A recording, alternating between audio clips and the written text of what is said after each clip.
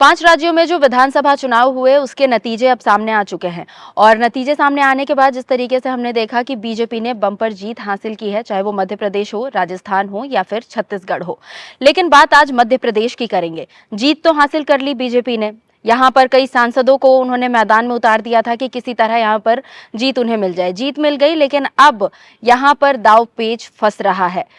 आला कमान परेशान है कि अब वहां की कमान किसे सौंपा जाए। 5 नाम को लेकर चर्चा हो रही है। उन नामों के बारे में आपको बता दूं, नरेंद्र सिंह तोमर के नाम को लेकर चर्चा हो रही है, शिवराज सिंह चौहान, ज्योतिरादित्य सिंधिया, प्रहलाद पटेल और कैलाश विजयवर्गीय, इन 5 के नामों को लेकर चर्चा हो रही है। और किसका पलड़ा भारी है और किसका हल्का, आज इसी का विश्लेषण करेंगे। हमारे साथ मौजूद है आचार्य राकेश चतुर्वेदी जी। सर, बहुत बहुत स्वागत है आपका हमारे चैनल पर।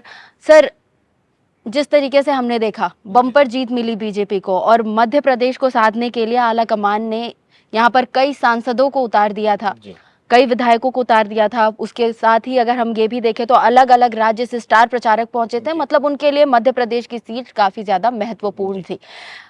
अब जीत मिल चुकी है, जिनका उन्होंने जिसकी उम्मीद की थी वो उन्हें मिल चुका है। लेकिन अब दाव पेच यहाँ पर इस चीज को लेकर के फंस रहा है कि कमान किसे सौंपा जाए। पहले से जो वहां पर सत्ता में थे बीजेपी, जिनकी कमान उनके पास थी, जिनके पास थी, यानी कि शिवराज सिंह चौहान, उन्हें सौंपा जाए। उसके अलावा और भी 5-4 नाम की चर्चा हो रही है, मैंने नाम बताया।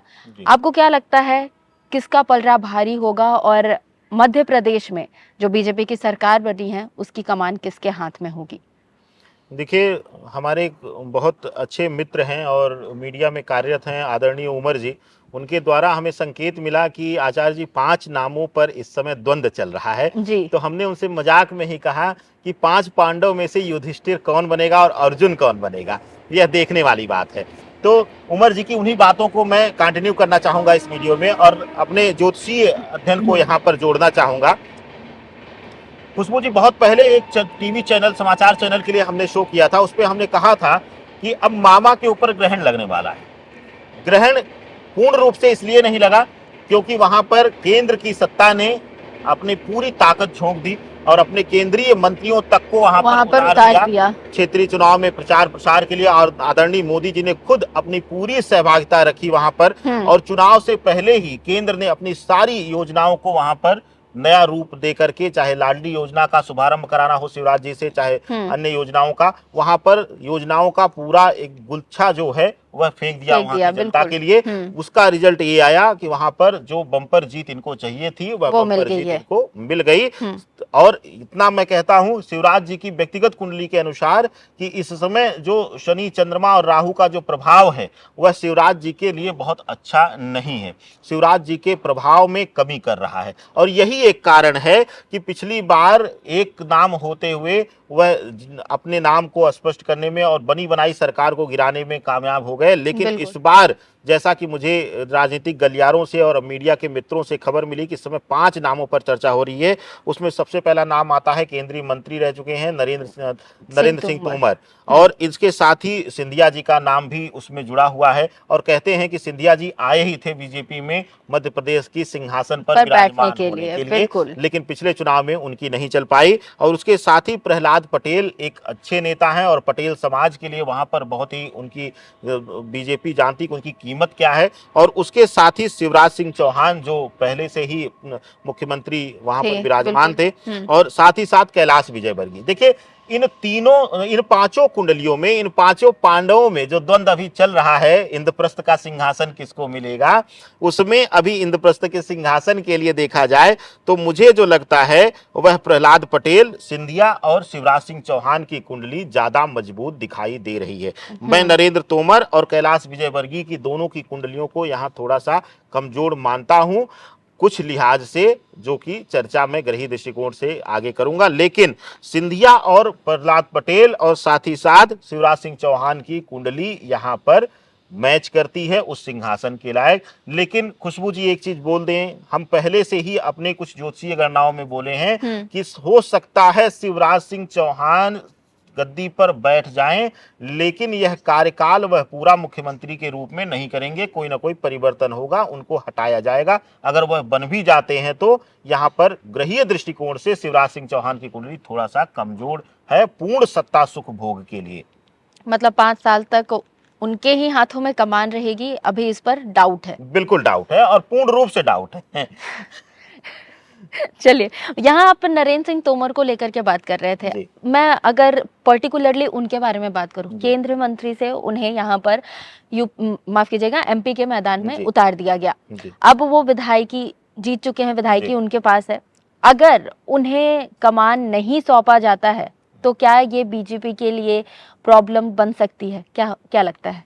नहीं, हमें लगता है कि नरेंद्र सिंह तोमर को जो है वहां पर मंत्रिमंडल में शामिल किया जाएगा और एक उच्च पद दिया जाएगा उनको, लेकिन मुख्य पद उनको नहीं दिया जा सकता है, जो हमें उनकी कुंडली के अनुसार लगता है। और नरेंद्र सिंह तोमर के लिए विशेष रूप से यहाँ पर जैसे कभी कुछ गोचर्स में हमने चर्चा किया, कुछ राशियों के वीडियो में आपने चर्चा किया है कि जो वर्ष अंक है 2024 का वह शनि का आधारित है। और नरेंद्र सिंह तोमर के लिए हमने देखा है कि उनकी संतान ही उनके लिए कई जगहों पर रोड़ा आई है, चाहे उनके किए गए कृत्य नए नए जो आए हैं, चाहे जो भी खबरें रही हैं, वहां पर लगता है कि नरेंद्र सिंह तोमर की कुंडली थोड़ा सा कमजोर है और यही एक कारण है कि उनको केंद्र से राज्य में भेजा जा रहा है। बड़ा पद दे सकते हैं, लेकिन मुख्यमंत्री का पद अभी उनसे दूर हमारे अनुसार लग रहा है। खुशबू जी, ज्योतिरादित्य सिंधिया को लेकर बात करूंगी। काफी ज्यादा चर्चा में रहा है यह नाम, क्योंकि सब इन्हें कह रहे थे कि पलट कर आ गए, यहाँ पर पहुंच गए, और बहुत कोई का तो ये भी कहना था कि बीजेपी को तो नहीं लेकिन ये कांग्रेस को फायदा पहुंचाएंगे। हालांकि जब रिजल्ट सामने आए